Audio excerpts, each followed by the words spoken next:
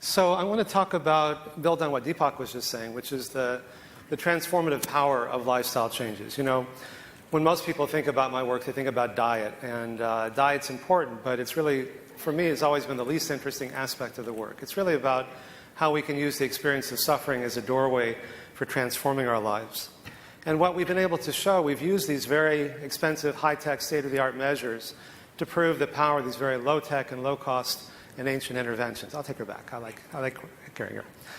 And we were able to show that when you make these changes, they occur much more powerfully and much more quickly than people had once realized. That your body has a remarkable capacity to begin healing itself, and much more quickly than people had once realized.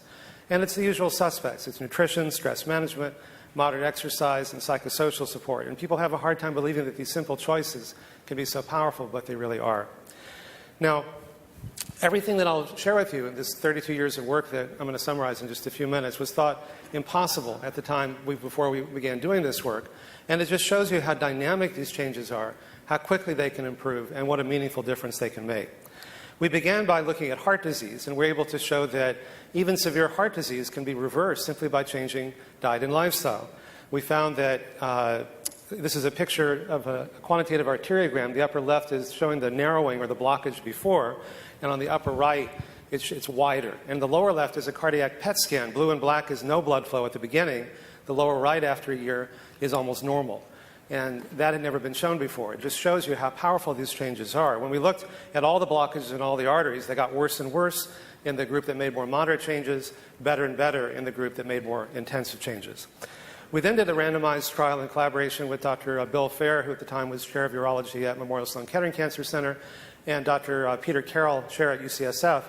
And we found that the progression of early-stage prostate cancer can be stopped or slowed or even reversed by making these same kinds of changes. PSA levels came down compared to the control group. Tumor growth in vitro was inhibited 70% in the experimental group versus only 9% in the control group. And when we did MR spectroscopy and found that the tumor activity shown in red began to shrink or diminish after just a year, along with the PSA coming down as well. Now, it's not one diet for heart disease, another diet and lifestyle program for prostate cancer, and another one for diabetes. It's the same one. And so when you deal at the fundamental causes, you find that everywhere we look, we found improvements, and including we found changes in gene expression, which was also thought to be unlikely. That after just 3 months, we found that over 500 genes were changed. In effect, turning on the disease-preventing genes and turning off the genes that promote heart disease, inflammation, and particularly the oncogenes that cause breast and prostate cancer. And we found, using a heat map, these are the oncogenes. Red is turned on and green is turned off. And you see after just 3 months how it goes from mostly red to mostly green. Jeff Dusek at Harvard did a study where they found that meditation alone caused change in gene expression. This is something I'm sure Deepak will want to talk about. And the 8 weeks of meditation caused some improvement. The advanced meditators showed even greater improvement. We published a study last year in the Lancet Oncology with Dr. Elizabeth Blackburn, who was awarded the Nobel Prize in Medicine a few weeks ago for her discovery of telomerase. And telomerase is an enzyme that lengthens and repairs damaged telomeres, which are the ends of our chromosomes that control how long we live. And it was found that after just 3 months, we were able to show a 30% increase in telomerase and thus telomere length. So it's showing genetic evidence now that lifestyle changes actually on a cellular level can help us live longer.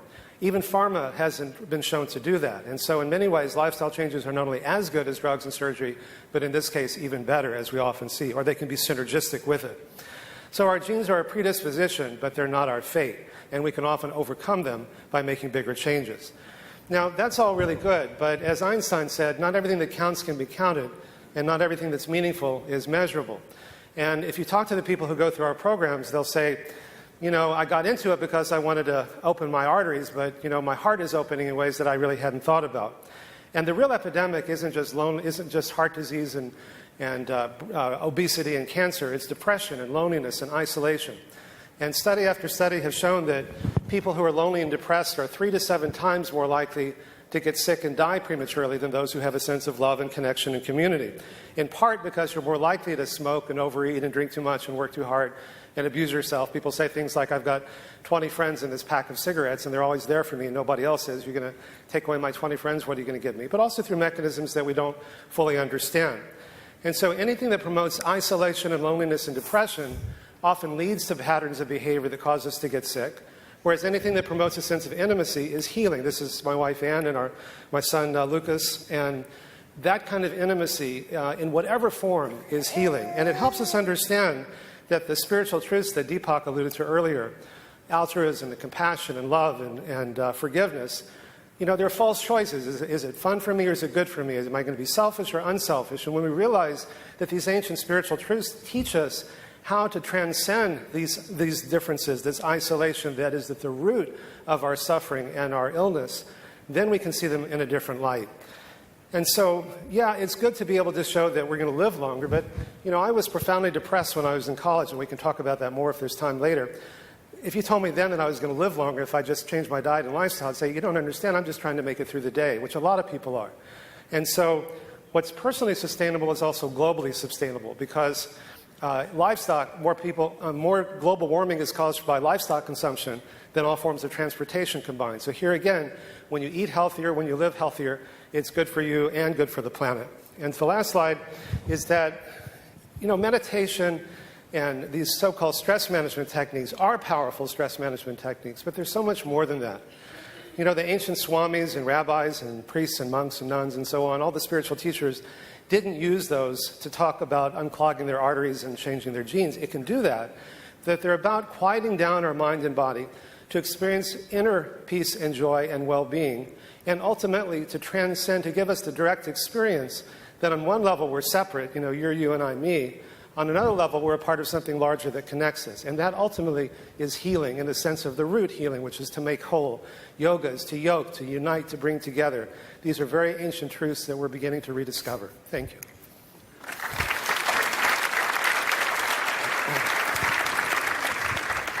Okay, so based on what Dean has said, I'd like to offer you a new model for looking at human biology. It's a consciousness-based model, that your consciousness simultaneously differentiates into everything that you call reality. Without consciousness, you can't think, you can't feel, you can't perceive, you can't behave. And so consciousness and your biology are directly linked. And science that does not look at subjectivity is an incomplete science. And by definition, when you're looking for consciousness, your consciousness is looking for consciousness. So by definition, that's a subjective experience. Any objective understanding of consciousness, even through MRIs and PET scans, is at best inferential. So if you want to be a complete scientist, and I think I can say this to you because I'm in the third stage of my life, and I consider myself an elder. But if you really want to be a true scientist, then you have to understand your own self. So I'd like to ask you to do something right now. Just as you're listening to me, turn your attention to who's listening. So as you're listening to me, turn your attention to the one who's listening. I hope you feel a still presence. And if you do, that's your core consciousness, which the great spiritual traditions call the soul. And those same traditions say, hold on to that part of yourself, because it's the only thing that's real about you. Everything else is a transient behavior, a pattern of behavior of your consciousness. My new model says that your body is a process in consciousness, not a structure. That your body is an energy and information field, part of a larger information field. That your genes are not fixed structures, as Dean has just showed. That your nervous system is also not fixed. They are expressions of your consciousness that you can change. That everything that we call abstract, love, compassion, insight, intuition, creativity, imagination, all of that, even our experience of time, is actually metabolized into our body processes. So if you are the kind of person who's running out of time, then your biological clock will speed up. You'll have a faster heart rate, jittery platelets with high levels of adrenaline, high levels of cortisol, and if you suddenly drop dead of a premature heart attack, then you have literally run out of time.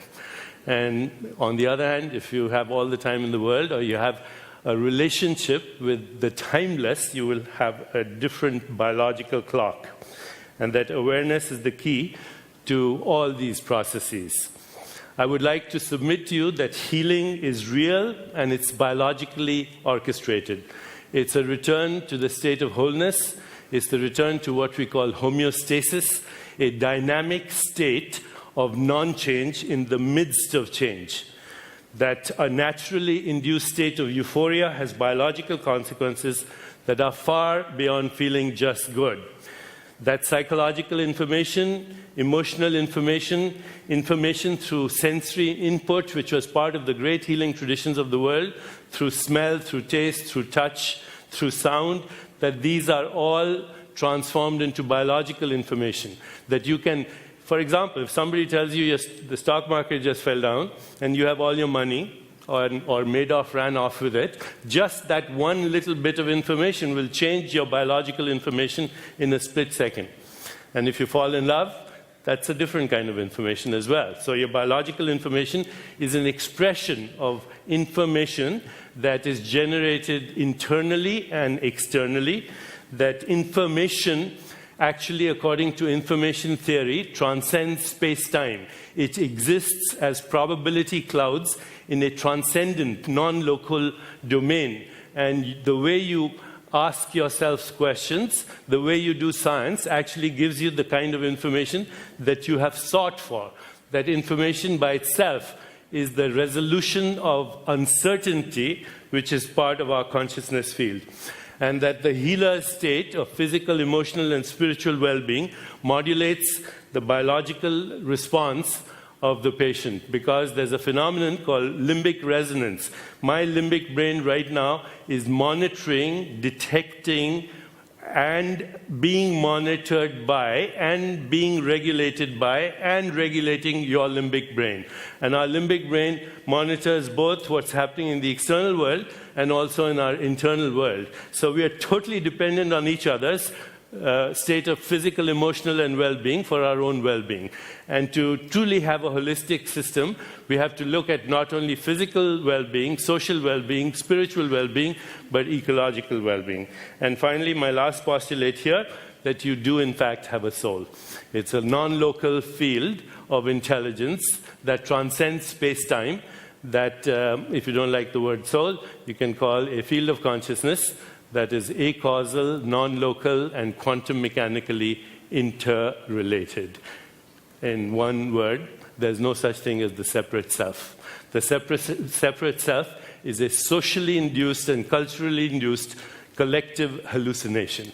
That's why the great wisdom traditions, Buddha said, if you want to heal yourself, take on divine attributes: loving kindness, compassion, joy at the success of others, and equanimity, and you will be healed. Thank you.